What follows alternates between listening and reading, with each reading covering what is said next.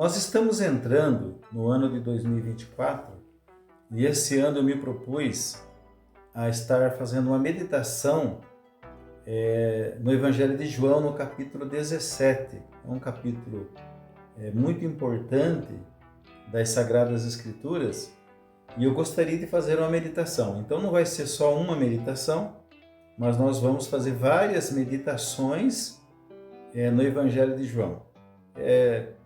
A mesma coisa que eu estou fazendo na igreja. A gente está meditando nesse texto da Palavra de Deus, porque é um texto riquíssimo, é um texto onde a gente pode aprender muita coisa. É chamado de a oração sacerdotal de Jesus. E é um capítulo que ele se divide naturalmente.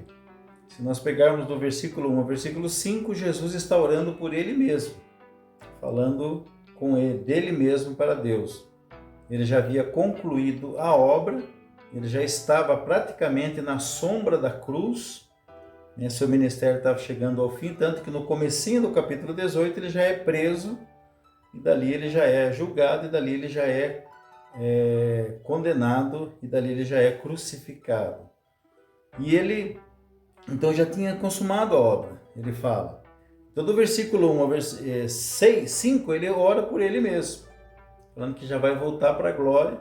Jesus, ele saiu da eternidade, ele entrou no nosso tempo e ele cumpriu a obra que lhe fora designado a fazer e morreu por nós ali na cruz, obtendo a salvação por nós. Ele não deu a possibilidade de nós nos salvarmos, mas efetivamente Jesus nos salvou, ele nos deu a vida eterna. E do versículo 6 ao versículo 19, ele ora para as pessoas que estão ali.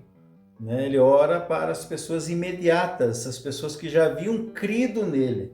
Os apóstolos era a igreja da época dele, as pessoas que haviam crido nele como o Filho de Deus que havia vindo ao mundo para salvar aqueles que crescem, certo? E do versículo 20 ao final, ao versículo 26, ele ora por todos aqueles que ainda viriam a crer nele por intermédio da sua palavra. E é aí que nós entramos também, porque nós estamos há mais de 2000 anos da morte de Jesus, há mais de 2000 anos dessa oração de Jesus, e ele orou por todos aqueles que ainda viriam a crer nele por intermédio da sua palavra. E é a nossa condição, é a nossa situação hoje. Nós cremos em Cristo, cremos em Jesus através da pregação da sua palavra. E é um texto importante.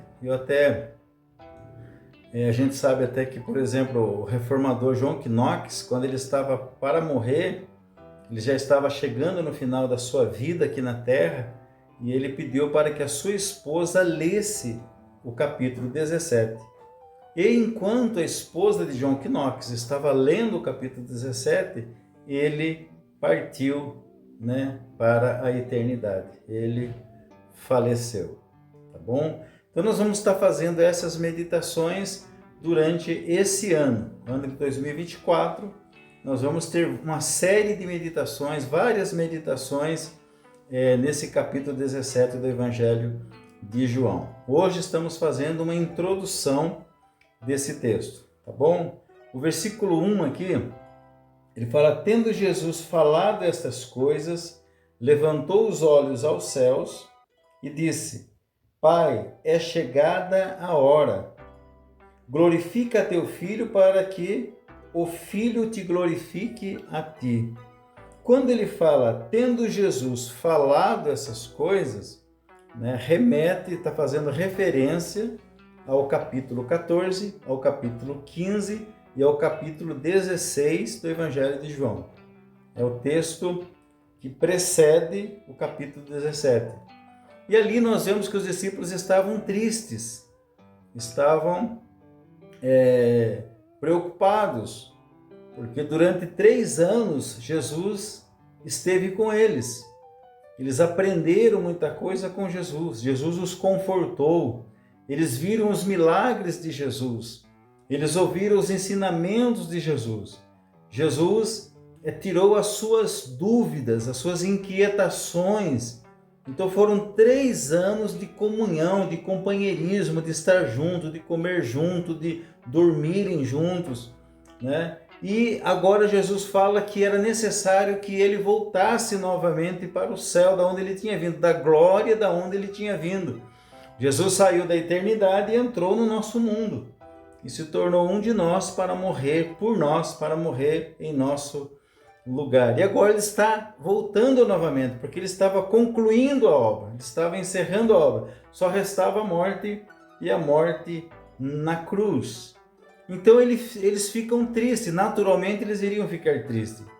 E ele começa falando, né? Não se turbe o vosso coração, credes em Deus, credes também em mim. Na casa de meu pai há muitas moradas, se não fosse assim eu teria dito, eu vou vos preparar lugar, né? Para que aonde ele estivesse, nós estivéssemos também.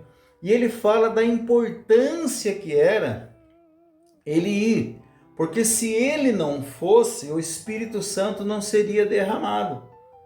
Então, era melhor que ele fosse do que ele não ir, porque se ele fosse, ele enviaria o Espírito Santo sobre a igreja, né, para que pudesse convencer o mundo do pecado, da justiça e do juízo.